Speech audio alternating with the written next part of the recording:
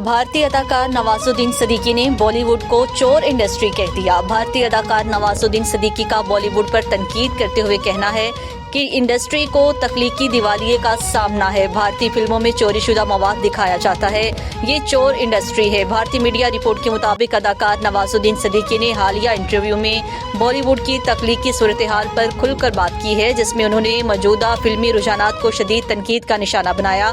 उनका कहना था कि फिल्म इंडस्ट्री इस वक्त एक मखसूस दोहराए जाने वाले फार्मूला पर इंसार कर रही है, जहां नई कहानियों और तजुर्बात की जगह पुरानी हिट फिल्म्स के सीक्वल्स और रीमिक्स को तरजीह दी जा रही है, क्योंकि नई कहानियां किसी के पास ही नहीं।